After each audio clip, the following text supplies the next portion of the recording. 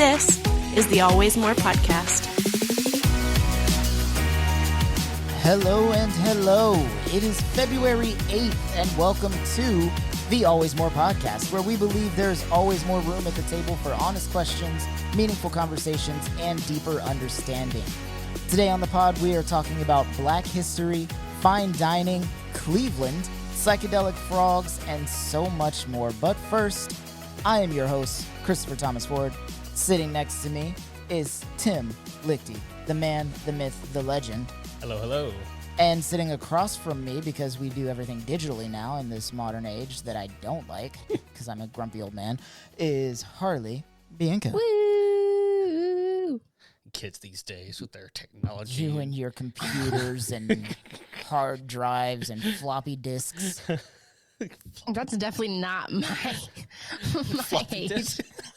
I think we Your age stopped is showing, using Chris. floppy disks before you were actually born. Ooh, that's crazy to think about, isn't it? It is. It's insane. Did you ever I hear, love did you hear that. the story about the I guess it was like a Gen Z kid or maybe even Gen Alpha, I don't know, that saw a floppy disk and was like, hey, somebody 3D printed the save Save. icon. It's like, you son of a It's like, I've never hit a kid before. But all right. Well, Oh, man. I'm excited to be here. Yes. Not dying of Wait, pneumonia anymore. I'm about to say, you've been gone for you were here for like the last official episode, but then we had Always More Nerd, which you were supposed to be a part of, but you didn't. Because I was dying. And then you didn't show up for the last episode. Also still dying. And Yeah. so we're glad you're here, I've Chris. been in and out of the hospital for like the past month and a half. Just because it started with like a weird little virus that my daughter got that she passed to me, I think. And we just passed that back and forth for a while. So it was just like kind of sick. But since I'm type 1 diabetic, anytime I get a little sick, it can Yeah. go really bad really fast. So I ended up in DKA, which is diabetic shock. So I was in the hospital for that. While I was there for that, I ended up with pneumonia. So I've had pneumonia for like the past month. That was Pneumonia. fun. My favorite part of having pneumonia is that Janelle was like, hey, you just need to get up and stretch and you'll be fine. Like, you need to walk it off, basically. You're right. Just like, you're just being a baby. Come to find out, no, I was dying.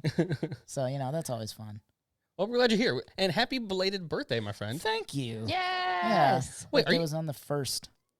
So now I am 31 years old. 31. Okay, I couldn't Yeah. remember if it was your 30 or 31st. So Yeah, gotcha. 31. Seasoned. 2 years closer to Jesus' age. When he died. Yep. I don't That's know what that means, but there you go. That's it. All right. Oh, That's man. enough of that B-roll banter, I guess. edit out or don't edit out? I don't know. Nah, You'll don't- hear. We'll don't figure it edit out. We'll leave it for the Let's talk for the about people. death. We'll see what to edit that out. I like talking about death. It's true. It's the only thing that unites all of us. So we're going to go ahead and jump right on into our Rec and Rev. It's part of the show where we recommend and review a few things that we may have seen or that you guys may not have heard of.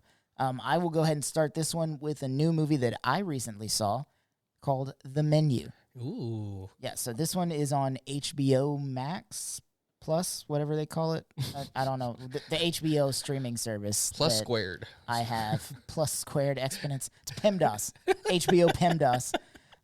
So it's about a young couple that travels to a remote island to eat at an exclusive restaurant where the chef has prepared a lavish menu with some shocking surprises. First and foremost, let me tell you that meal was $1,200 per person.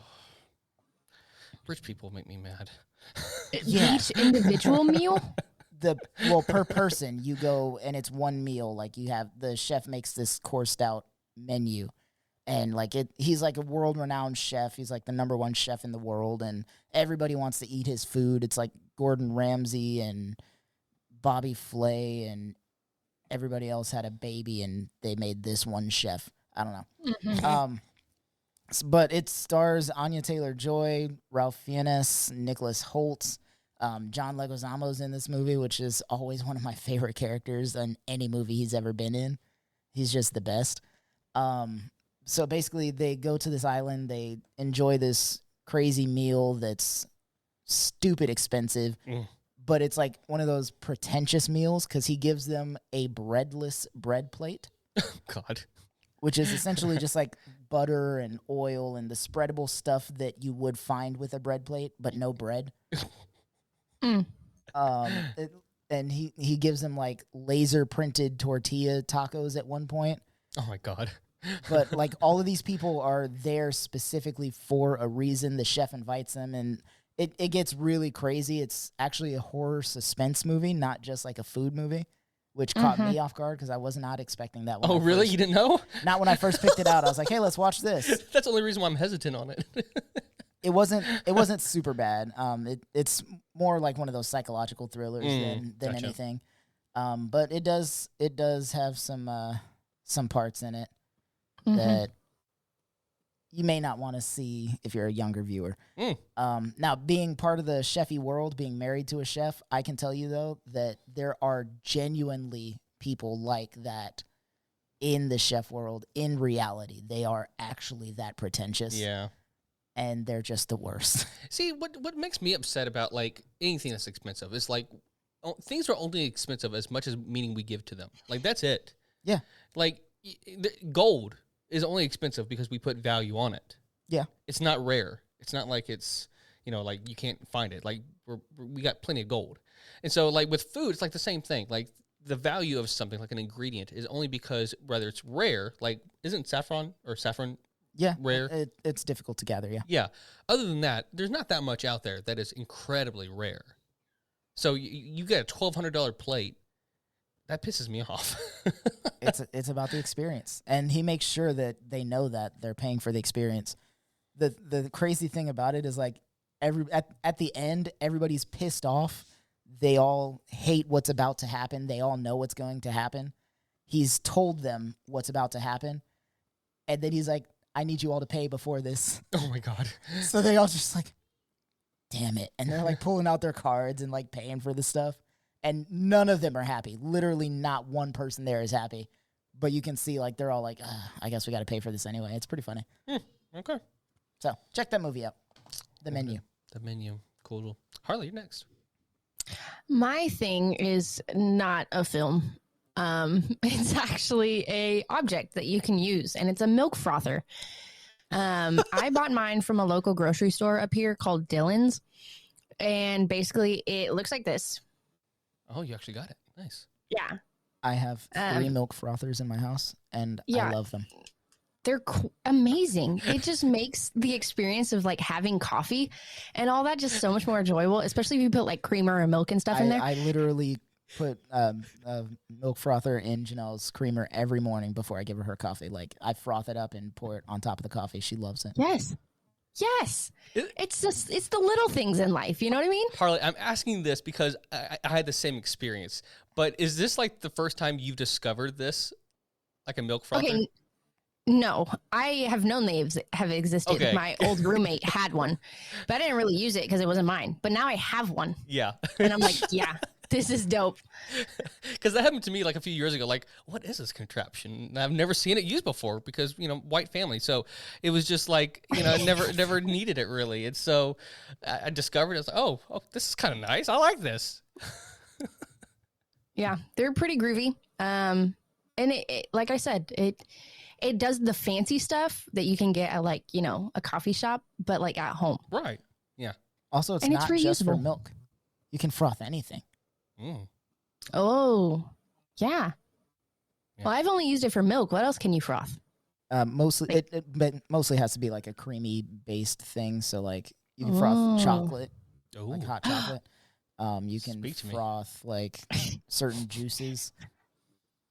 I mean, really, you can froth anything. It just won't stay frothy. Interesting. Also, it's a fun word to say, froth. Froth. Yeah, the more I say it, the more it sounds fake. Oh, but matcha, that's like, that's good. Yeah. Froth matcha. That's good stuff. Good stuff. But yeah, get you one of these. It's pretty good. I think it was like $10. Yeah, they're not even super expensive. Right. Yeah. Some people get theirs with like they come with like a little stand for it. Mine did not. So that's a bit disappointing. But yeah, you can get on like Amazon, go to Walmart. I'm sure Walmart has one. Yeah. But who really goes to Walmart that much anymore? I feel like Walmart's become like Denny's. You don't go there, you just end up there. Yeah. If you like really Nobody need something. sets out to go to Walmart. It just happens. Yeah. However, I do use oat milk or like an oat creamer. Yeah. Oh yeah, same. So it does like to curdle in my coffee, which kind of makes me want to die. But That helps. yeah, it adds a little texture to the coffee. I If like you a little will. chunk in my coffee. Yeah. You know what this coffee could use? Cheese. Oh, But that's like people put butter in their coffee and stuff like that. That's a whole other topic of conversation. That is Wow. what I recommend. that's what Milk frother. that's what we need to have Janelle back on for, is to talk about like this really like obscure food things that people do, or like things that like me, like I'm just a white middle class dude who hasn't experimented much with food. So like hearing like little things that are like commonplace in other places, but would be interesting. Like butter, because I've heard that before, butter with like coffee or something, and it's just super bizarre. But I'm sure there's other things that she's aware of. Oh yeah, yeah. She You ever knows a had lot. beans on toast? That's an English thing, right? Yeah. Yeah, that's so strange. Oh man! All right, mine. Okay, guys, I watched a film that I wanted to watch last year, but I couldn't get around to it. Chris, you're dying again. Stop pneumonia dying stuff. Sorry. Let's try that again. He's got I'm not cutting that bronchitis. out. Banshees of Inisherin. It's a film that I wanted to watch last year, couldn't. It is. Here's the synopsis: two lifelong friends find themselves at an impasse when one abruptly ends their relationship with an alarming consequences for both of them. This film is a lot like it's a calm suspense thriller, and I don't know how to explain it because it makes you feel uneasy throughout the whole film. There is some like bigger-ish moments that happen in the film, but it's not like a thriller like The Menu. Like I can tell that's just different. Like here's a review from what's her name? Let me make sure I say it. Carrie, Clara Curtis. She said, as someone whose anxiety often manifests into, ooh, your best friend hates you, the Banshees of Inisherin felt unnervingly terrifying at times. The film is an immensely impressive display of biting wit and complex depiction of the most painful parts of friendship. Farrell and Gleason, who are the two main dudes on screen together, acting their darnest and just makes sense. What a grand time to be alive. The film is fantastic. It's incredibly well acted. It is not like an action film by any stretch of the means, but it is deep, it is meaningful, and if you have a best friend and you fear losing them, this will give you all kinds of anxiety. So not watching that then. Got it. But it's insanely good, and I really enjoyed it. So See, here's the thing. If you already have anxiety about that, why would you want to make it worse? But you don't have to fear that with me. Like, you're stuck with me, dude. Like, I fear it the other way around. Yeah, but that's not happening. So, yeah. Banshees of... I'm not even pronouncing it right. I'm probably sure. Inisherin. It's actually a fake island in the film, but there's a chain of islands around Ireland that are named something similar to that. So, it's supposed to be around there, but yeah. Oh, I don't know if you could catch it, but they're Irish. Interesting. Yeah. Yeah. Irish. The Irish. I can't do it. Yeah, I don't think I could watch that. I'm Because then I'd have to tell Kenzie, I'd be like, not even words, just sobs. I fully understand that and agree with you. All right. All right. Well, that is our Rec and Rev for the week. Hey. So let's slide into our next one. And I'm not going to be able to do this. So I'm going to need one of y'all to handle this. All right, Harley. You're doing this. What am I doing? You know what you're doing. The next segment. Come on. You got this. Oh, okay. Ready? Yeah. What did I miss? Yes. Yay. Yeah. Over the interwebs. I hope the timing works Interweb. out for that. Because there's I think always you that totally like, could have done it. delay. No, with the pneumonia, I think you it would've set underestimate off- yourself. It would have set off. You could have like whispered it. Could have made it really different. coughing fit. He's like starts having a coughing fit immediately after. I have been like fighting a massive coughing fit this entire time. That little one that I had a second ago is like nothing compared to what I've been going through. Anyway, this is the part of the show where we like to present you with This is the part of the show where we like to present you with some news that you probably didn't hear about, starting with Tim. Kids, say no to toads. I always do. Say no to toads. You guys remember like the DARE program back in school? Did you have that, Harley? Oh, yeah, I did. Only for a brief moment. I feel like it just pushed people towards drugs. Absolutely. If I wasn't asthmatic, I probably would have. But They're like, hey, kids, don't smoke these drugs. They're going to send you on a crazy trip. You'll see stuff that you've never seen. You'll do all kinds of fun things. You'll go places, meet interesting people. Don't do it. Well, now I want to. Okay, so according to Samira Azma, I'm so sorry, I'm mispronouncing this, Sadiq, at The Guardian, the U.S. National Park Service is warning people to stop licking one of the largest toads in America due to a toxin it secretes from its glands that can create a hallucinogenic experience. You see? NPS warned in a Facebook post that the Sonoran desert toad, which has a brief, quote, weak, low-pitched toot, might make you feel sick if you touch or taste it. The toad, commonly known as the Colorado River toad, is about 7 inches long and glands close to its eyes and jaw discharge poisons into its surroundings. This toad is it's poisonous, but you It's can out also to get us. get high off it. It's not bad poison. It doesn't sound like. Well, okay, so according to Arizona Sonora Desert Museum, animals who harass this species often are intoxicated through the mouth, nose, or eyes, with a specific warning for dog owners to keep their pets safe. And although the secretions of these toads can occasionally be used therapeutically to treat abnormal heartbeats, this must be done on a controlled setting under close supervision. Sounds like they just want to control everybody. So despite the dangers, toad licking has evolved into a recreational drug and has long been condemned as potentially fatal. Not all toads can produce a high, and those that can, each toad produces a different high. The recognized results of So this... try them all, kids. Lick every toad. The recognized result of this activity includes euphoria and hallucinations, but can also result in anxiety, nausea, seizures, and in extreme cases, death. It would be much preferred by the park staff if individuals quit doing it. Quote, as we say with most things you come across in the national park, whether it be a banana slug, unfamiliar mushroom, or a large toad with glowing eyes in the dead of night, please refrain from licking. Fun suckers. But like, Oh my God. to be fair, there are very venomous and poisonous frogs out there that if you do lick it, you will die. Yeah, but not here. No, that's a good question. Are there any poisonous, like, are there any deadly frogs in North America?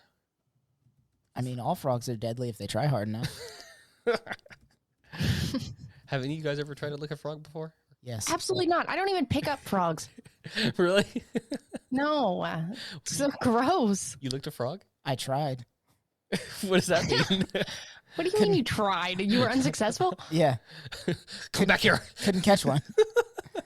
The one time I was like, I'm going to do this, I couldn't catch a frog. I think that was the universe telling you don't lick this frog. Yeah, probably. But here's the thing about me. I don't care. Mm. Yep. Oh, look, here is a green and black poisonous dart frog that if you die. You die from this thing. But where is it?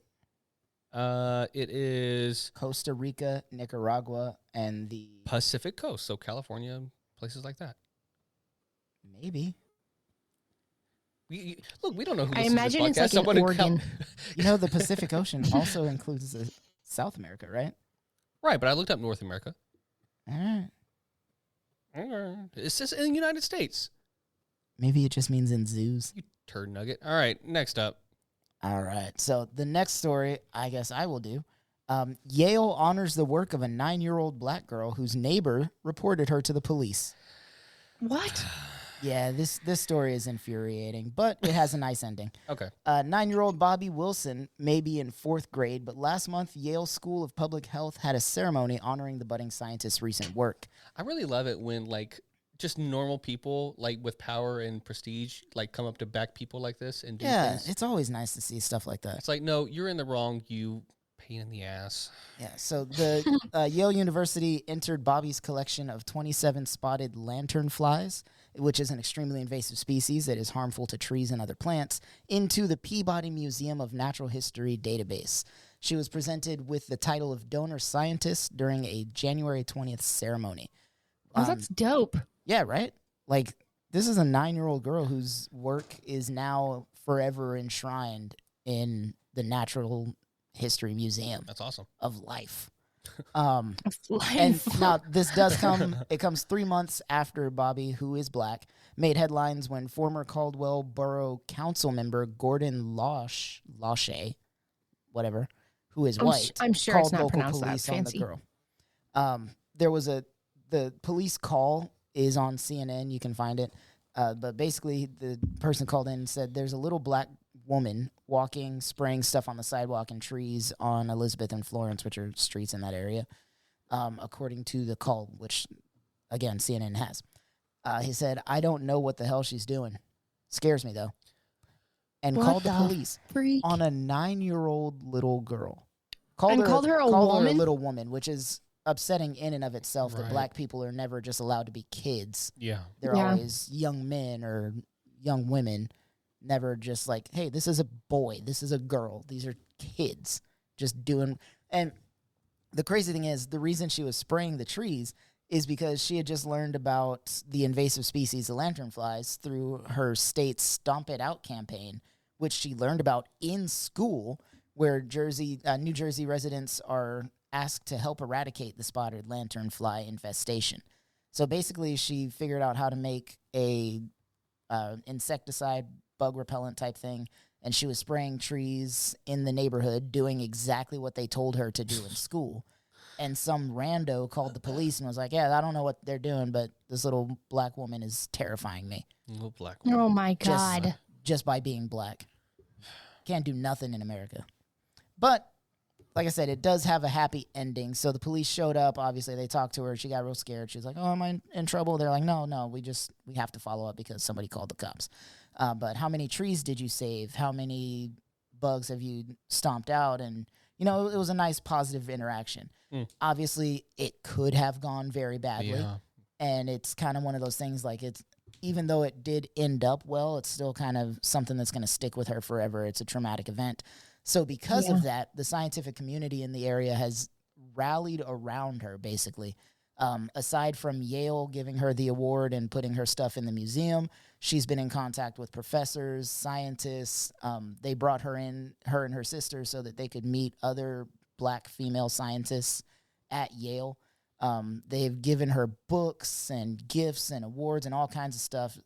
It's for the sole fact that they don't want her to lose her love for STEM, which I Aw. think is so amazing and beautiful. It's really nice to see a community gather around somebody like that when something awful happens. So, That's really sweet. Aside from, the whole situation occurring in the first place. a council member for that neighborhood, by the way. And come to find out, she had actually lived across the street from this person for 10 years. You know how this can be Her resolved? entire life, Like, she has lived across the street from this person. He could have just as easily gotten out of his house, because I bet you $20 he didn't do this. He could have just gotten out of his house and said, hey, what are you doing? Just ask. Just talk. Just have a conversation. Or he could have done nothing and just minded his own damn business and just shut up. Well, like, if he was... Is it affecting you? It's a 9-year-old girl spraying insecticide on a tree. Right. It's actually benefiting him. Well, that's what I'm saying. Like, even if he was concerned about someone doing something malicious, how about you just take the benefit of the doubt and just go ask first? Like, that's my point. It's just like, it's none of his business. But if he really was concerned, if that was his genuine concern, which I don't believe it was. It wouldn't have happened if she were white. No, absolutely not. 100%. But it is what it is. The positive side is that people are rallying around her. That's good. Yeah. So, there you go. Woo! Go, Bobby. Yes. Harley. Bobby, best girl. Okay. So, mine is about the golden age for non-alcoholic beers, wines, and spirits. No, I'm out for this. He's actually leaving. Tim, please. Tim. What is the point of non-alcoholic beer, wine, and spirits? What Hear me even out. is a non-alcoholic spirit? What does that mean? Why? Because Why is Gamora? some people have problems with alcoholism, and you really want them to continue to suffer? No, but I also don't understand. Sounds insensitive to me. I don't understand non-alcoholic spirits. Some people just like the taste of alcohol, but they don't like the effects. Okay, all right. That's why it exists in the first place. Yes. Fair. But it's not good. Have you had them? Non-alcoholic beers, wines, and spirits? I have not because I'm not interested, but I think it's a great thing. I've not had non-alcoholic spirits because, again, that confuses me. But wines and beers, they're not typically good. Anyway, sorry. Go on with your story. I mean, I've had like sparkling juice. That's like non-alcoholic, but it's still like, you got some violence in you today, Chris. I do. I'm sorry. It's Black History Month. He's got something to say about everything that I say. It's not just you. It's Tim too. Okay, so there is craft non-alcoholic IPAs, Kentucky 74 spiritless bourbon, Monday zero alcohol gin, Luminar alcohol removed Chardonnay, and zero proof margaritas.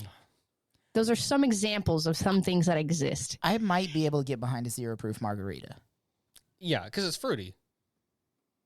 But I don't understand the spiritless bourbon. There's just like a big boom right now in mocktails. Do you know what a mocktail is? Yes. Yeah, Janelle makes mocktails for Tyler all the time. Yeah, and it's just like the concept of this, like, you know, but it's still got a little twang to it. Finish the story because I have some opinions, but you probably might answer them. Okay, so the business of non-alcoholic beer, wine, and spirits is booming, obviously. In the last year, more than 70 new items have been launched in this space as consumers seek out health and wellness alternatives in their drinking routines. Wow. Says Kylie Therault, I believe is how you pronounce her name, a representative from Nielsen Q, a data analytics company. So NQ's, I'm not going to try and pronounce it again. NQ's data shows that the market for non-alcoholic beer, wine, and spirits grew more than 20% in the last year and more than 120% over the last 3 years. They have accumulated about 400 million in annual sales in the last year, which is compared to the roughly 200 billion with like alcohol beverages. Wow. So it's pretty big. Yeah. I mean, yeah, that's a good chunk. Yeah. There's just like a more of a movement towards like, you know, alcohol kills your liver, which in turn kills you. I guess. So people are just not big fans of that anymore with this like whole actual like health thing. That's not just like dieting and like to me it just sounds pills like to Gen get Z on. is getting soft. But also because I think it's a big thing in like mental health development because people realize that having like alcoholism is a big deal and addiction runs in like families. Look, you treat an outside wound with rubbing alcohol. You treat an inside wound with drinking alcohol. That's the only thing I know to be true. You should talk to your therapist. I'm working on that. Sounds good. Look, I'm not against it. Like, if it's for good reasons or for whatever reasons, like, you do you, obviously. But it's like, see, with like mocktails and like margaritas, like that makes sense to me because it's like, it's still delicious. Yeah, it's fruity. It's going to be that way. But with like bourbons and spirits, like that is a very specific taste that it is very dependent on alcohol in my brain. I'm gonna go ahead and just apply something that I use in most of my life, and that's I'm going to mind my business. It's not for me. It's not for me, and I'm not going to yuck somebody else's yum. If you like it, good. Right. I don't get it, but do you? I would like to point out that I think we've talked about this briefly in the past, but history has basically shown us that we have always been drunks in America, in American history. Like, I found the stat. Even after factoring in the abstainers, Americans were consuming 1.7 bottles of standard 80 proof liquor per person per week. This was in the 1800s. Mm. Can you imagine that today? Yes. That would be glorious. That sounds like a good time. Well. All right, guys. It doesn't sound like a good time to me, quite frankly, because as someone who's been drunker than shit a lot in my life. My dad calls it Cuda Brown drunk. Oh, you're fake. Oh, yeah. Drunker than Cuda Brown. I don't even know what that means. It's not a good feeling. It's just not. And the after effects are even worse. So I think it's kind of cute that they're doing like this whole movement of like non-alcoholic things. But obviously, if you still like alcohol, drink your shit. No one's gonna care. Like, As long as you're But- doing it legally and safely. They're coming after my Bud Light. Nobody yeah, wants your and Bud it's not Light. like they're getting rid of alcohol. This isn't prohibition times 2. Nobody You know what I wants mean? your Bud Light. You don't want your Bud Light. But you know there are people that will read this kind of article, and that's exactly where their brain's going to Oh, go. yeah, They're, 100%. they're trying to take away my Budweiser, my Bud First Light. of all, the guns. Now my beer. Right. Anyway, It's before like when they, before like, this gets raise the even age more for- political. Like, do you remember when they raised the age for smoking? And everybody was like, "Wow, you can't take away my cigarettes."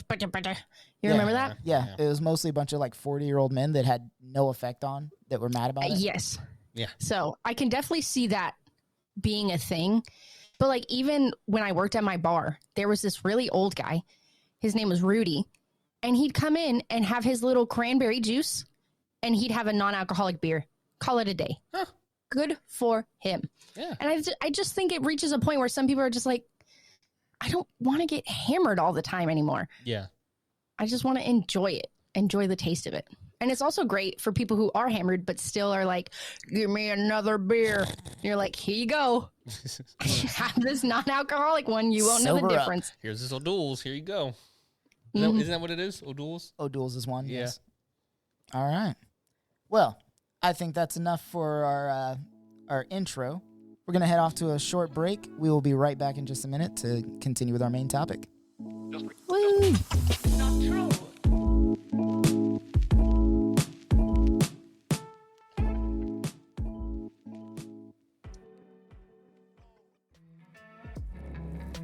Thank you all for listening to our podcast. Be sure to subscribe and leave a rating on your favorite podcast platform and YouTube. And don't forget to follow us on Instagram, TikTok, and Facebook at AlwaysMorePod. If you'd like to ask us a question for us to answer on the pod, you can email us at alwaysmorepodcast@gmail.com, or you can call us on our Always More hotline and leave a voicemail question at 254-218-4042. You can also follow all of our social medias individually and as the Always More podcast. Thanks for listening. Let's get back to it.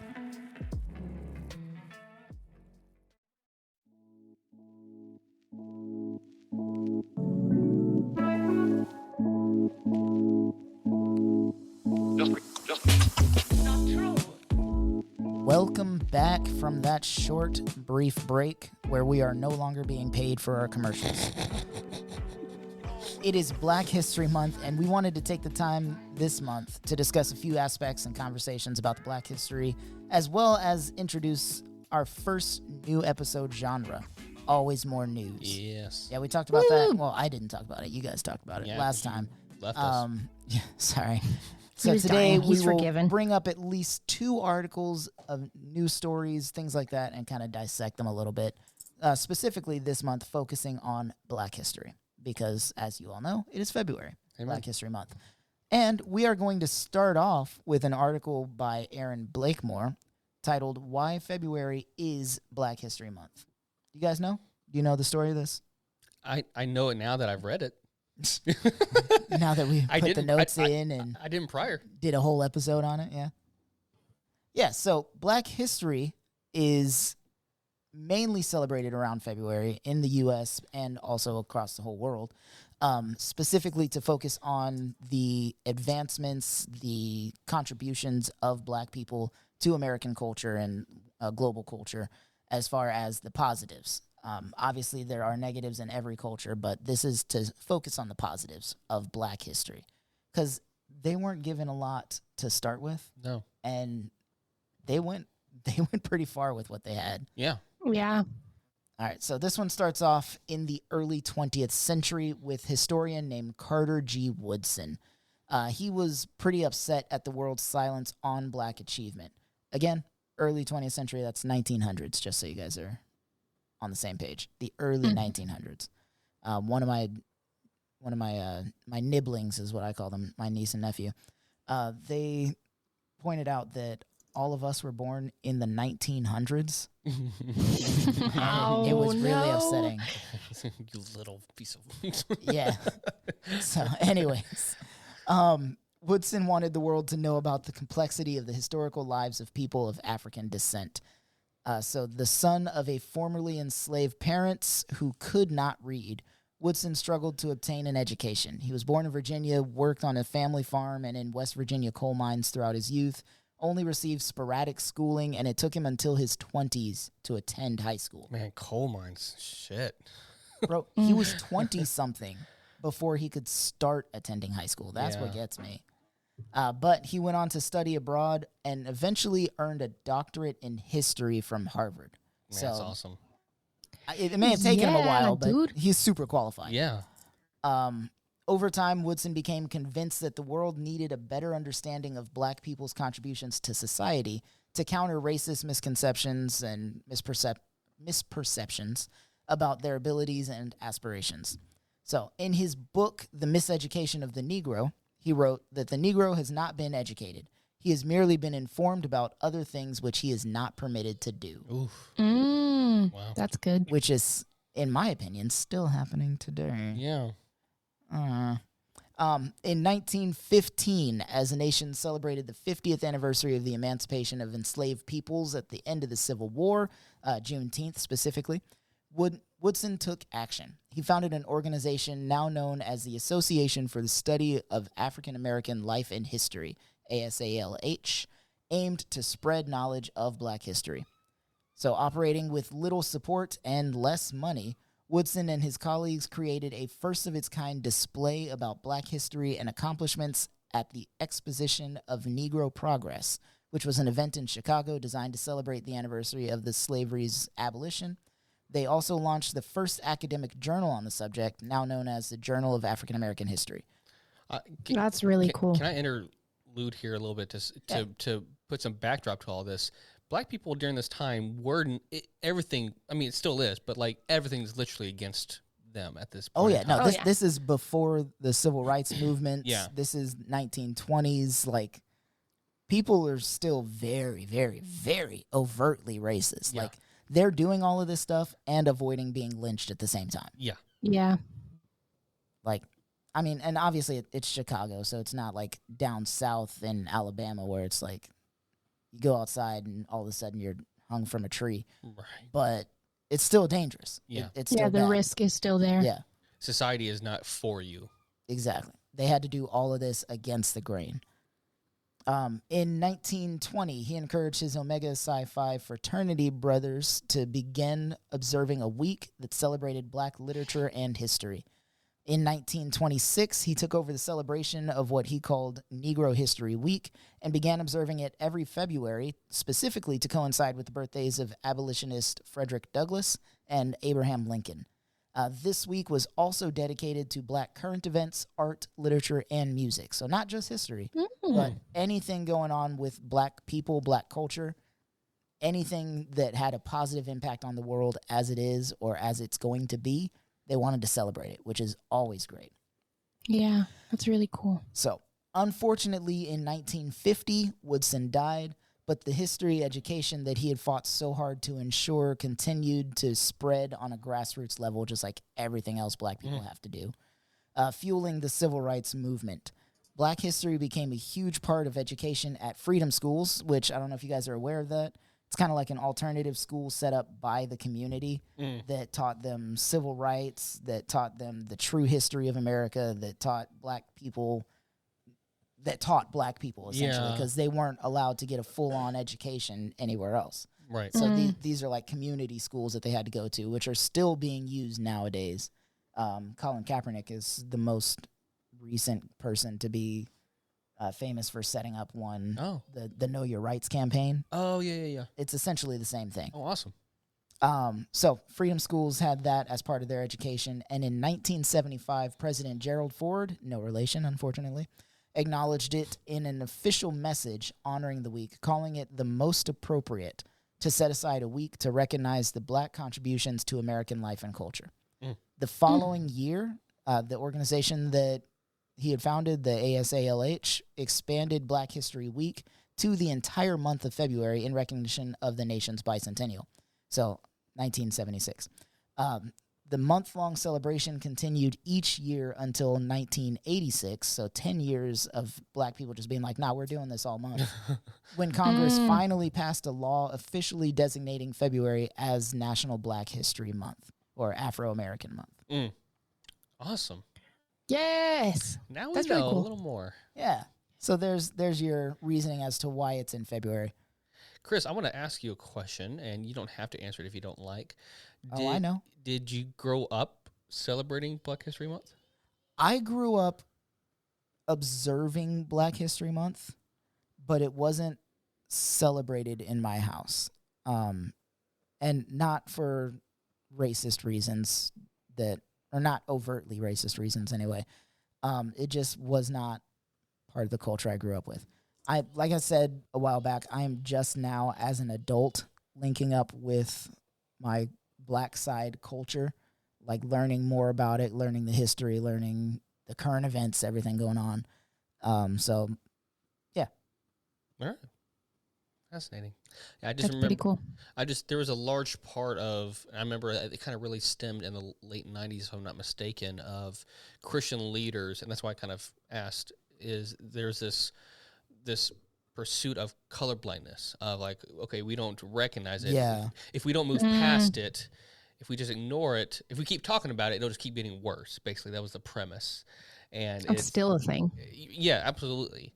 But that was definitely a big thing in the '90s that I remember of just like, okay, we the more we talk about it, the worse it's going to get. Yeah, I still get comments like that from family members and people that I've known my entire life. They're like, well, I don't see color, or if we just stop talking about it, everything will be fine. Not everything's about race. Race isn't even real. We're all just a human race. Like, Oh, brother. look, race isn't real, but racism is. Right. Well, The effects of racism are 100% real. Absolutely. Well, it's even the same. It's a similar parallel with classes, like with being rich and the poor. Like rich people can say all day to one another, if we're just going to keep talking about it, it's just going to make the thing worse. Like, no, you can do things to change the disparities between the higher class and the lower classes. Just takes a little bit of effort. Yeah, and so it's a false assumption, not assumption, but that too, but it's just mind blowing to me that people can just like, just ignore it, just go live. It's like, no, there's suffering going on, and you're not aware of it. So. A lot of people don't have the option to ignore it. Right. Like, it's a very privileged thing to be able to say, oh, let's not talk about it. Absolutely. Yeah, and it's also like a big thing for people to like. It makes them really uncomfortable because they know that they're wrong, but they're just like, no, everything was fine. Like, we don't need to talk about it, or Yeah. that kind of thing. Yeah, I recently got into a just a sidebar for a second. I got into a Instagram debate with some random dudes, and it was a picture of the how each state voted in like the past, I don't know, 10 elections, 20 elections, and you can see, Harley, as I'm sure you're aware, especially, you can see here, like beginning around the 60s, some of those states that are on the bottom, the southern states, start turning red. And it becomes more prominent, of course, like I think in the later 70s and 80s is when it becomes pretty predominant. But it just kind of shows like there was a culture shift and a party switch. And it's just there's this deep history that most people, the reason why I'm saying is because people just aren't aware that there is these huge fundamental shifts in histories that we're not talking about that we think don't exist. And it's important to recognize it because people will say, "Oh, see, it was the Republicans who got rid of slavery." It's like, well, it was they were actually Democrats. They weren't conservatives. Let me say it like that. And so, yeah. Oh man. But you can't have that discussion with people. No, they don't want to hear it. No. Shall we move along? Yeah, let's jump into the next one. All right. So this is from usafacts.org, published on February 9th, 2022. So it's a year old, but a lot of stuff is still very closely, close. But it's an article titled, "Here are 10 Facts for Black History Month." So before they kind of get into the 10 facts, this is something they say. Before the 10 facts, they state that more than 12% of the American population identified as Black or African American in 2020. So data from the 5 government entities shows that on average, Black Americans are more likely to be in a union than the general U.S. population, voted at higher rates in 2020 than in 2016, make up for a greater share of Congress than ever before. And here are 10 facts for a data snapshot of this U.S. population. All right, number 1. The Black or African American population was 39.9 million people in 2020. That's 12% of the 331.4 million people living in the United States that year. So that's the fact, but I want to provide some context to that fact. With that 12% in mind, that's the population. Here's another percentage. This is according to Prison Policy Initiative. Percent of people in prison or in jail who are black is 38% or more. And in a percent of people serving life or life without parole or virtual life sentences who are black is 48%. It's a big cut. Huge. There are people that will look at that and be like, well, they're the ones committing the crime. But they're not. Like, if you look at crime rates, not convictions, crime rates. Right. It's actually higher in mostly white neighborhoods. Yeah. The types of violent crimes that should end up with people on death row happen way more in mostly white states without big cities, like rural states. Mm-hmm. There was a report that came out, like, you're 12 times more likely to be violently murdered in a red state than in a blue state. Even if you take out all the big cities of the red states and still compare it to the big cities of the blue states, it's like 4 times more likely. Yeah, didn't that just come out? It just came out. Yeah. So what this proves is that they are policed at a higher rate. Mm-hmm. They receive higher sentences, and they are convicted, whether justly or not, mostly not, at higher rates than other races. Yeah, and this was even proved in a social setting. Like it was a few years ago, but they came out with a study where they questioned and they followed preschool teachers or like kindergarten teachers, and at a higher rate they would discipline black students more than they would white students, and not consciously. Like they would put on the screen. They would put like a video of like a classroom of kids, and they would ask the teachers to like keep an eye out for like unruly behavior. And they had this what do you call it? The technology that can track your eyes. And I can't remember the exact numbers, but most of the time they'd be following the black children around, other than the white children. And it's What the fuck? Yeah. That's what we mean by systemic racism. Yeah. It's not even something that people realize they're doing. It's just ingrained in society. Yeah. It just That's happens. horrific. Yep. I hate that. Harley, take number 2, please. Okay, so people identifying solely as Black or African American were 11.9% of the veteran population between 2015 to 2019. They were the second largest racial group of veterans after white Americans, and another 2% of veterans identified as 2 or more races. Your father. Yeah. Oh, yeah. Yeah, my dad was in for 23 years, 5 months, and a day.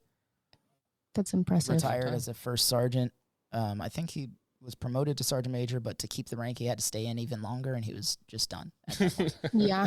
But yeah, he did 23 years in the military. He is Black, Hispanic, so he would be one that identifies as 2 or more races.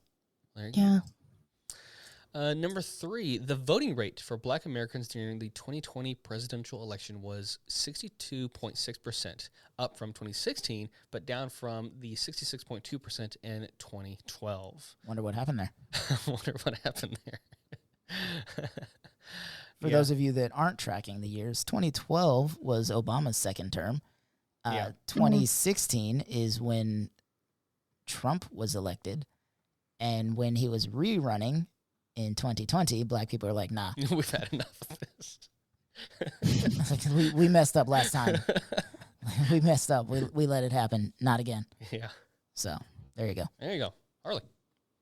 66% of Black women who are public school teachers report having at least a master's degree.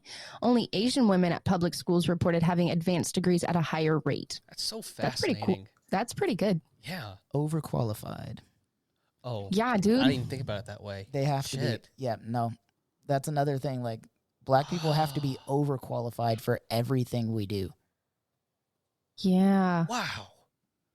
Holy crap. I didn't even think about it that way. Mm-hmm. Shit. I thought it was like they're just being... You can go get yourself a bachelor's and be a teacher as a white person and Nobody questions it. But you need a master's or a doctorate to have the same equal footing. Consideration, if really. even close to equal footing as a black person. Wow. Specifically a black woman. Yeah. And it's not even like they'll like try to pin it as like, oh, you're not qualified kind of thing. But like, well, they'll try to like pin it as that, even though you fully are. Yeah. But it's like, they won't try to make it seem like it's like a race thing. You know what I mean? Yeah. Oh. That's Which is always how horrible. It is. Oh, it's not about race. It absolutely is. But, moving on. Wow. Dude, that's why They're it's also so severely disrespected in like public schools system. I love this. This is exactly why. And it's not just the school system either. It's any job across the board. Oh, yeah. Yeah, facts. But Yeah. even, but that's also like kids are taught to like not respect their teachers who are black women. Mm-hmm. Yeah. And they have to maintain emotional integrity a lot more strenuously than anybody else, because then they run the risk of being the angry black woman anytime anything happens. Yeah. Ridiculous. Don't I know we made a joke in the last episode about don't get me started, but that is something that I could seriously rant and rave about for hours. Yeah. That's something that's like black actually women being mistreated. frustrating. All right.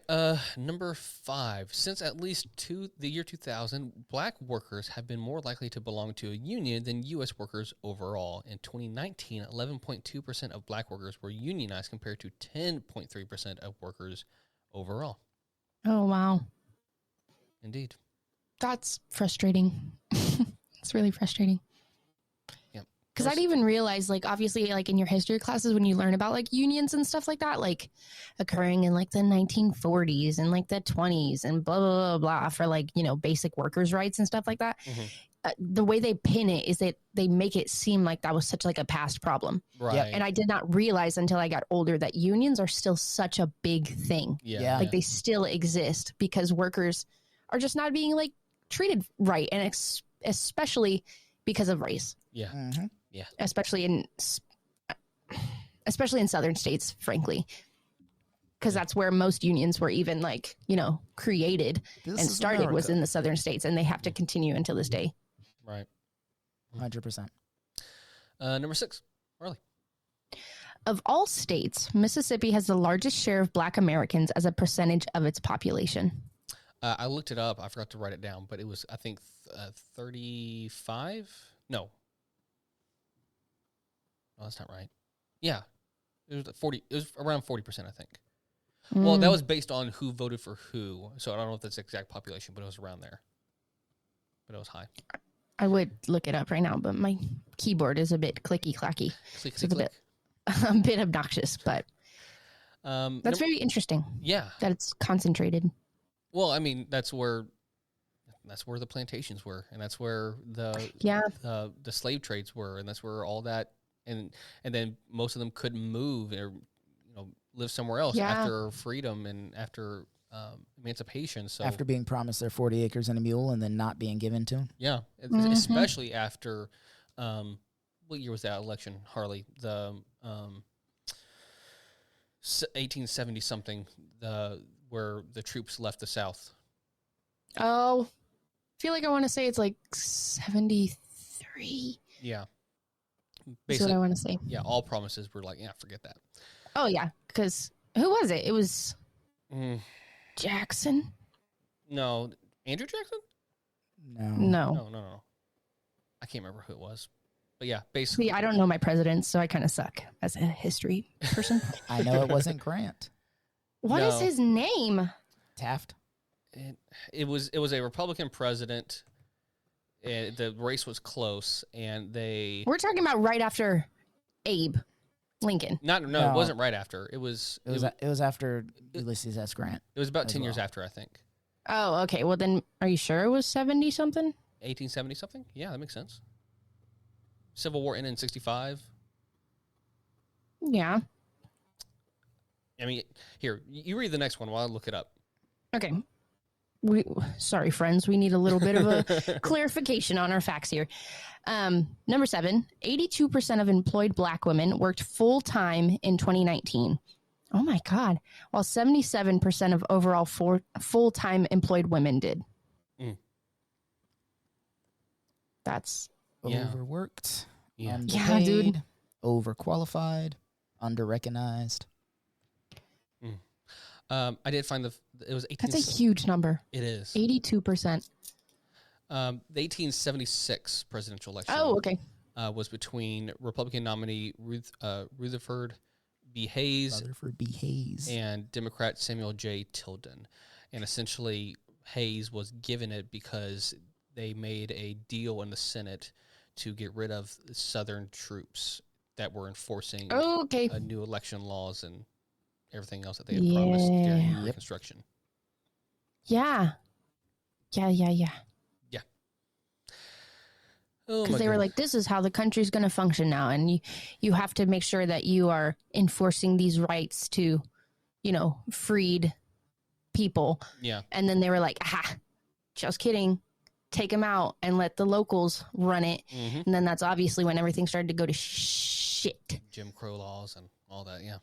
Yes. Yeah, and it's also a reminder, especially like I mentioned earlier, to those people who thought it was Republicans that freed the slaves. Yeah, kind of, but they weren't by any stretch of the means abolitionists. No, they were liberals. Yeah, it was just... Yeah. Somebody on TikTok pointed out a really solid argument that I've always thought, but it seems so obvious that you just don't use it. When people are like, oh, well, Republicans are the ones that freed the slaves and Democrats founded the KKK. So what you're saying is the problem with a political party is how closely they are related to the KKK. Yeah. Like, yeah, absolutely. Okay, so if you were to go ask a KKK member today to pick a political party, because that was back then, where would they vote today? Oh. Yeah. Yeah. But then that was like Tim mentioned, like people forget all of the time that originally these parties had the opposite of what we consider Republicans today's were liberal modern and views. Democrats were conservative. Yeah. Yeah. And it wasn't black and white. There were Southern Democrats who were the conservatives, and there were also Southern Republicans. But it was just, it was completely But that was like different when the world. change started. Yeah. New Deal and all during the 30s and 40s. That's when it really started taking shift. But yeah. Yeah. And that's like when Chris mentioned like the liberal thing. It wasn't like people forget that those who wanted to abolish slavery didn't do it because they actually believed that African Americans and black people in general were people. They did it because they saw it as a way to gain votes and like keep their place in office and like the union. Yeah, it's always stuff about like that. power.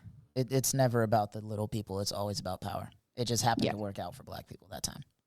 Yeah. Brain. Sorry. Frustrating. All right, since you had the last two, I'll finish this up. Number 9, black high school attendance. Excuse me. You missed number 8. Yeah, you skipped 8. Oh, I'm sorry. In 2019, 77.9% of black people with an advanced degree, and 77.4% with a bachelor's degree participated in the labor force. However, 58.9% of black people with a high school diploma and 37.3% without a high school diploma did. So, yeah. What are we taking away from this? That the more I educated feel like you those are still high numbers. the more educated you are as a black person, the more likely you are to work. Yeah. Because people don't want to hire black people Yeah. in general. So And- again, it comes down to you have to be overqualified for anything you want to do. If we get to this next article, if you have time for it, it kind of answers a lot of why that is. I think we should include it in the notes, but I don't think we'll have time to go through it. Black high school attainment was at a record 87.9% in 2019. That's a good thing. It's better. It's getting better. Was getting better. I don't know what it is now. Yeah. Yeah. How often are these? I would assume they're annual, but I don't know. maybe not. But also with like COVID and stuff, That's what all I'm of it would be skewed. Right. That's what I'm assuming. Okay, number 10, the last one, these 117. Oh, I'm sorry, Harley, you take it. Oh, okay. the 117th Congress has 62 black members, which is a record high, and they represent constituents from 28 states, the Virgin Islands, and Washington, D.C. Yes. According to a January article from thehill.com, This the is number so of nice. lawmakers in the 118th Congress who identify their race or ethnicity as something other than white is the highest in the country's history. In total, 133 members of Congress identify as Black, Hispanic, Asian American, American Indian, or Alaska Native, which is representing 1/4 of the 534 voting members as of January 3rd, 2023. Which One is quarter, lovely to see. Guys, Yeah. BT dubs, only 1/4. That's still not enough. Not enough. It's definitely not enough, but it is closer to the representation of the country. Correct. Yeah. Chris, would you like to mention the next article, and I'll be sure to put it in the show notes? Yeah, so the next article we were going to do, we're just kind of running out of time, was racial disparities can affect brain development in black children. Essentially, it boils down to the way that black people are treated racially throughout medicine, education, work, and every aspect of life affects how they develop mentally moving forward in life. So obviously they're treated worse in schools. They're given less attention. They're punished at higher rates. All of that can be very detrimental to the way that the mind develops, which is why you see things like, well, the prison to school pipeline. Yeah. Or school to prison pipeline. Yeah, school to prison pipeline. Where basically, like, this child has problems that in a white kid would be a developmental issue that gets attention, but in a black kid is a behavioral issue that just gets punished. So it just becomes a reoccurring motif in their life where they do something wrong, they get punished, they do something wrong, they get punished, they do something wrong, they get punished, they become an adult, they do something wrong, they get punished, they get sent to jail. That's what it boils down to. Yeah. I think this can also even go back to Bobby Wilson. Oh, 100%. She did something right, and she was still getting blamed for something. You know what I mean? And so and how they were like trying to still enforce in her, like, hey, even though this thing occurred, like, that please one guy keep your love. sucks, and the situation is rough. It's hard out here for black people, but please stay the course you're on. Right. Follow your love for STEM, and we're going to do everything we can to support you.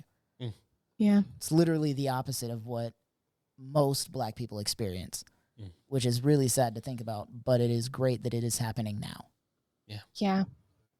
So, but There's, that's I that took a article. course. I can't even remember what it was called. Criminology, I think is what it was called. That studies like, what Chris had mentioned, like the pipeline and stuff like that, and behaviors of children and what that means and stuff like that. And even statistics that we looked at in class all the time constantly showed that people of color were at a disadvantage because of 100%. the punishment. Like there's no room to give them an opportunity to change their ways and grow. Instead, it's literally just punishment, which is they're sent to like juvenile schools and things like that. It doesn't teach them what to do differently. It just teaches them that what they did was bad. Yeah. And that's that. And it boils more into not what they did was bad, but who you are is bad. Yeah. It's not just something that you did once that was awful and you're going to learn your lesson. It's like everything you do, anytime you try to do anything, it's bad. Yeah. You're wrong. Yeah, it's like, And go ahead. it just like, and they'll never be able to like get out of that. Yeah. Is what it's really enforcing. It's like, why do you think people who get out of prison can't vote anymore? Like, it's just a continual punishment. It's a continuous, yeah. Anyways. Please, guys, both for all these articles and everything else, please go check it out in our show notes. I will be sure to we are include including a lot of links. I included a couple of links to the books that were written on the topics that we discussed. Obviously, we'll have those statistic links as well. The last article that we're skipping over, Tim will include all the articles and everything in the notes. So check them out.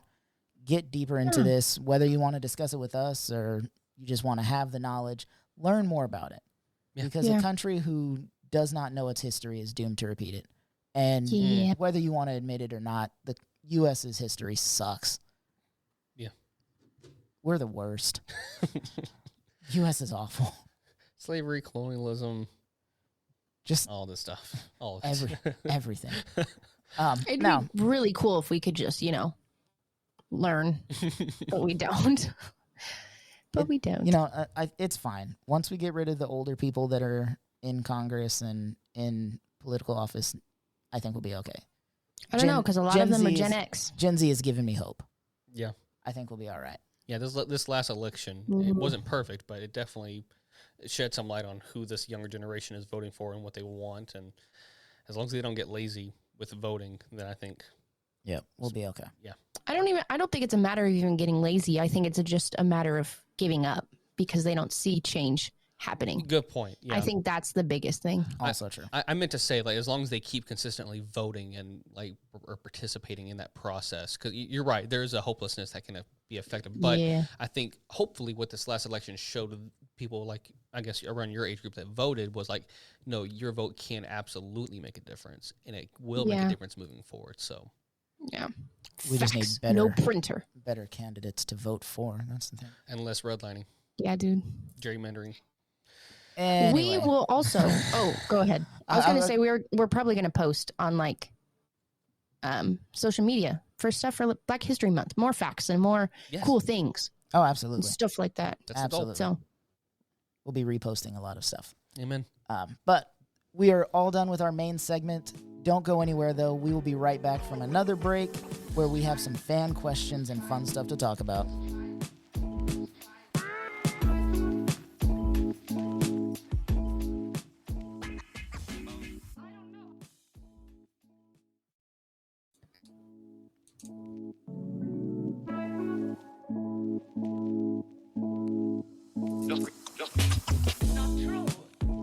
I'm all about this lo-fi intro music, man. I'm here for it.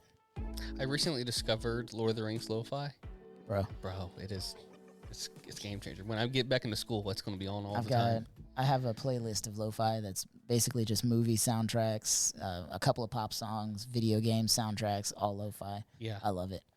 yeah, my favorite thing is turning like songs that I know into like lo-fi songs. Yeah. So it's just like the grooviness, like instrumental, but like more lo-fi-y. Oh, yeah. You know what I mean? I definitely get So that. good. I feel it. All right, guys. Well, welcome back from our other brief break. Definitely not getting paid for that one. This next part of the show we're going to do is fan questions. Yes. And before we continue,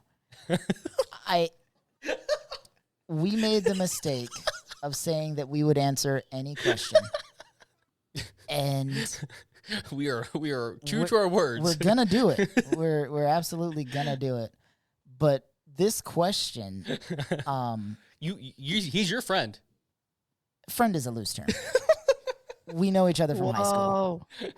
No, I mean, I don't have anything against him. He's an all right dude. Just it was a left field question. That's all. Are we ready? So we got this as a voice question, and we're just gonna play it for you guys. So if you have small children, I would suggest getting them out of the room soon. Right now. Hit pause. All right, let's go, Tim. Yo, I had a question for your podcast. You said we could ask anything, so I'm going to go ahead and ask anything. And this is a question that I brought up on my show several times, and I keep getting conflicting answers, so I thought I'd ask a bigger source of people or whatever. And again, you said anything. So let's say you're having a nice quiet night at home. You know, the kids are at the grandparents' house. You know, you've lit some candles. It's you and your significant other. And your significant other comes to you, and she's like, Chris, you know, we've been together for a while.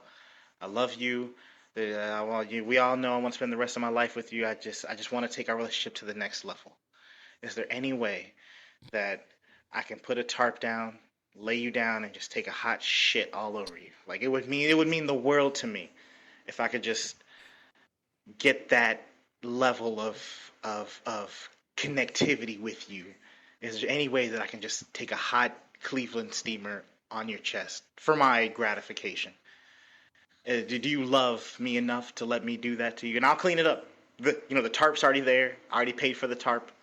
If you have carpet, I got a Stanley steamer fucking thing for you. So there you go. Yeah. So there's that question. That happened. I'm gonna go ahead and, like I said, I'm gonna answer this honestly. Janelle and I have had that discussion. I'm sorry. Whoa. Hear me out. Whoa. Hear me out. Just because of the question. Okay. Oh. After we got that question, I thought I knew you both. after we got that question, I had to I could not keep that to myself. If I had to hear it, she had to hear it. So we had that discussion. What it boils down to is that 100% she would not even ask that. That's not even a fleeting thought in her mind. If she did, I want to say no, but Whoa. I do love Janelle so much, and if it truly meant that much to her, I might agree. It would definitely take some convincing. It would 100% take some convincing, and I would not enjoy it at all. I'm not into that. That the thought of it makes me gag. But if it truly meant that much to her, I think I would do it. And that's where it lies in for me. Is there would be a condition. Like, we're going to therapy to talk about this. Oh, 1,000%. That's going to be talked about in therapy. Like, we're getting to the root of this. Yeah, like, 1,000%. Why do you have a this, shit kink? why is this so important to you? Why did I not know this before we got married? Yeah. Like, that's something you discuss. Like, hey, I know we're going to spend the rest of our lives together. In the next few years, I might want to shit on you. Yeah.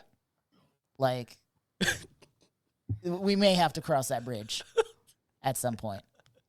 Because there's just no way that's just coming out of like left field. There's got to be something back there. Like I said, he's asked people this before. He has his own podcast as well, and that's a question he asks on his podcast. Why? I don't know.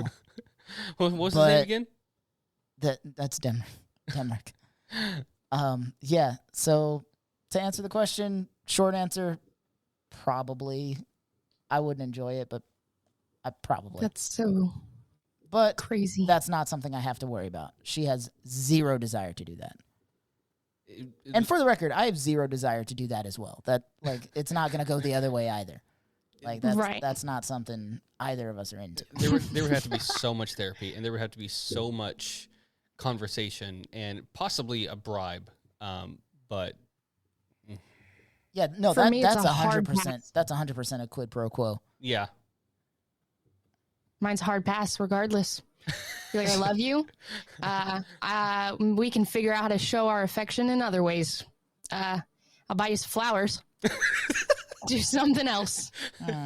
Sounds like somebody doesn't love Hunter as much as we love. oh man, See, but that's also like, I'm a woman. Fair. I don't No, want a fair. man That's shitting on me. That's a different Yeah. thing. Now, here's a real question, So- Harley. Do you think Hunter would say yes? That's a great question. is he still I there? don't know. Ask him. Ask him right now. Hunter! Bring him in, Just hey, can I shit on your and chest? you have to set it up completely like the way he did. No. Just, can I shit on your chest? Right. I don't know if he's got headphones on.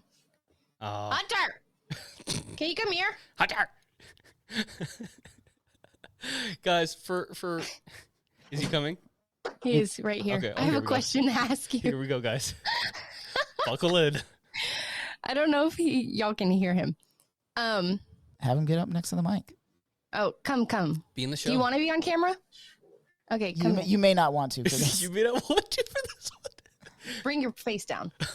We're just here for your chest, Hunter. Thank you for standing up. I love that he can't hear y'all. That's my favorite part about this. Okay, so we just got a fan question, She's holding him on the shoulder. and the question is quite bizarre. You want to hear it? Yeah. Okay. If one day we're together, we got to probably be together for many years. If I came up to you and I was like, Hunter, I love you so much. I can't even Just repeat after fathom. me. Repeat after me. Hunter, I love you so much. And I said, Hunter, I love you so much. This has been the happiest time of my life. This has been the happiest time of my life. And I just want to take our relationship to the next level. And I just want to take our relationship to the next level. Is there any way Is there any way that I could lay you down that I could lay you down and just take a hot shit on your chest? and take a hot shit on your chest? I'll clean it all up. We'll I'll put clean down it a up. tarp, I got a tarp and everything. but it would mean the world to me. But it'd mean the world to me. Like, it's something I really love. For like, my I would own love gratification. He's shaking his No. head no for people. Just no. 100% no, Hunter? 100% no. 99. 99. There you go. So there's There's a there's a chance. sliver. Ah. I would need something great in return. That's See? what Tim said. See? Did you hear him? Yeah, no, that's exactly what we're saying. 100%. They All both right, said Hunter. that. They said we need something. Now, it's a two-way street. now for Harley, though, that was a I'd hard be happy pass. to give you what you want, but I need something in return. So for Harley, though, that was a hard pass. Do you think it's just Yeah. that men are more depraved than women? So for me, I said I was not.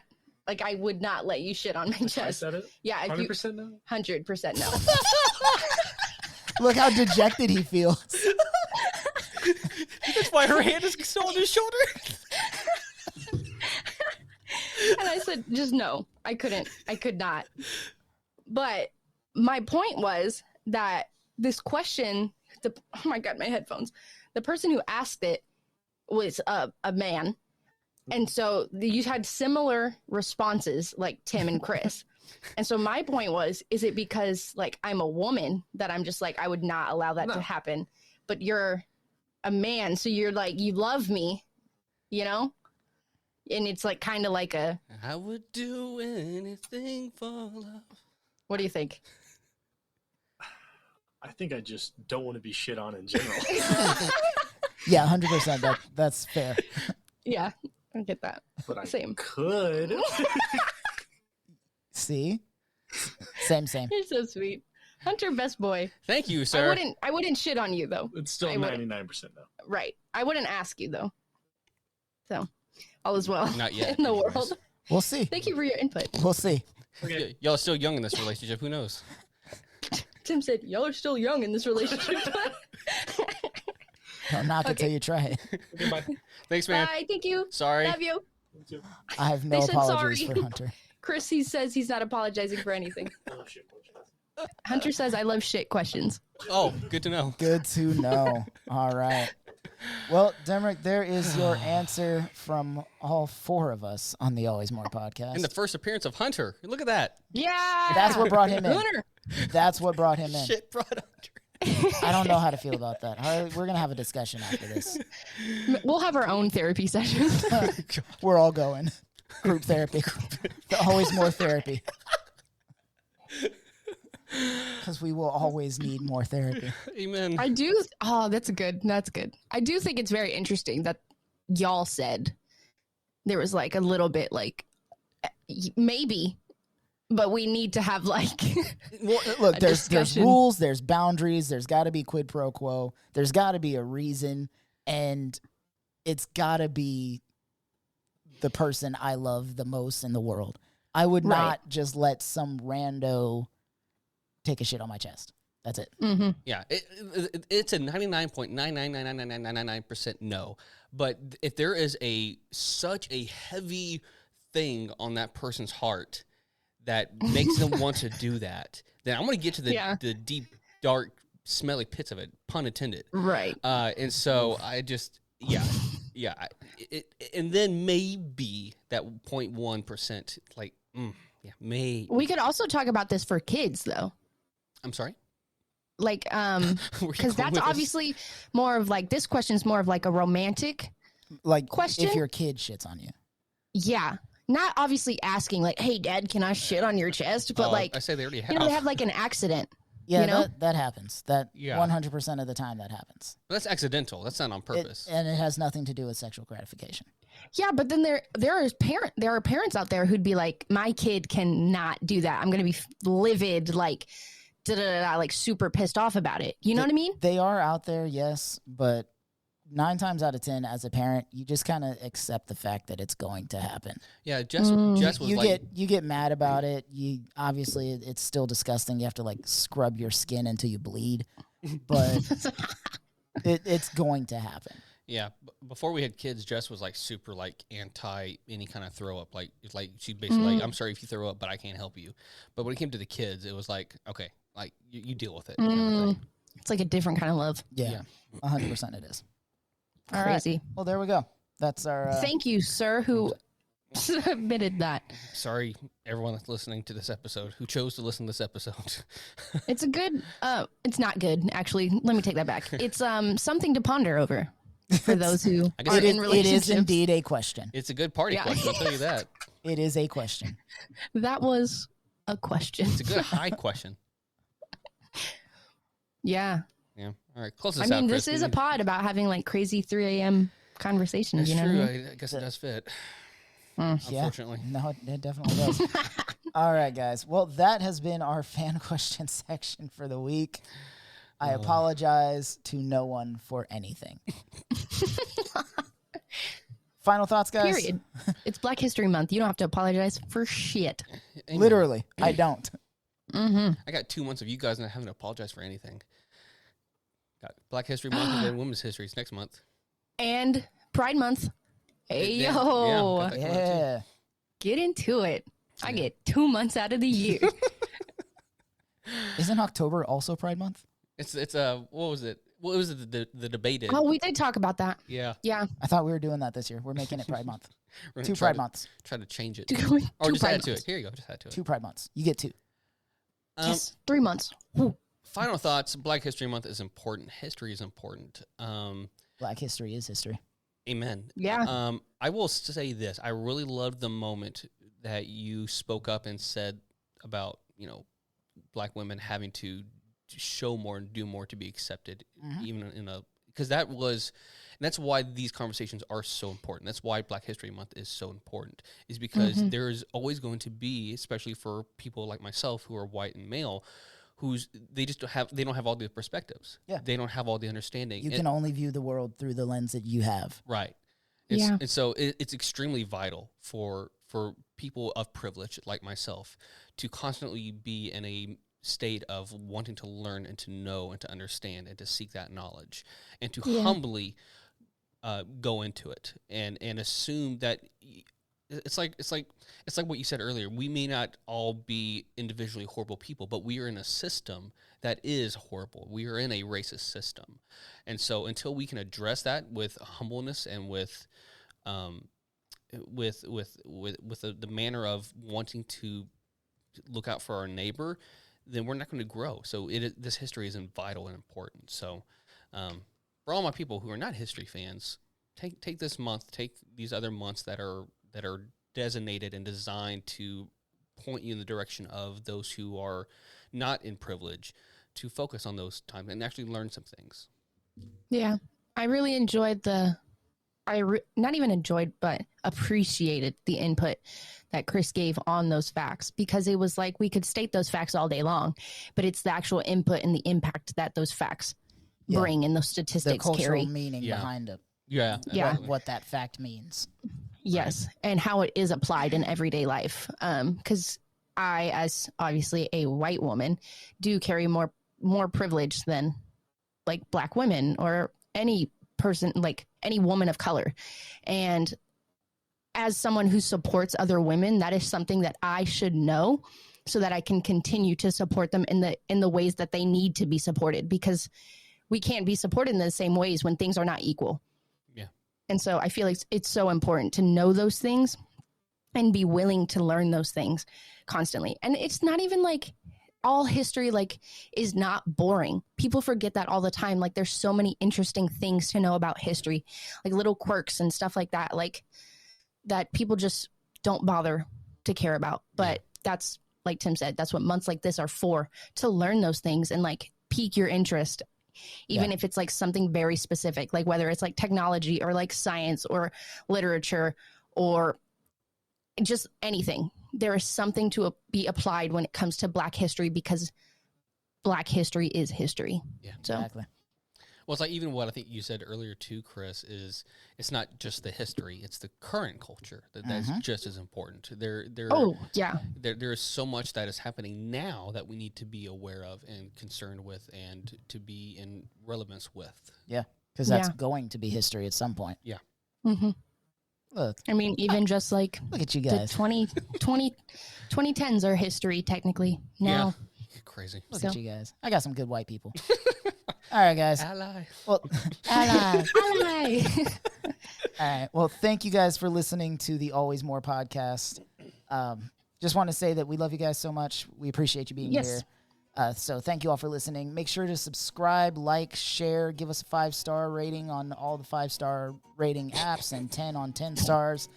Your favorite platform for podcast listening. And don't forget to follow us on Instagram, TikTok, and Facebook at Always More Pod. Tim, where can we find you? Yeah, you can find me on Instagram and Twitter at Timothy Lichty, and at TikTok at Tim Lichty. Harley?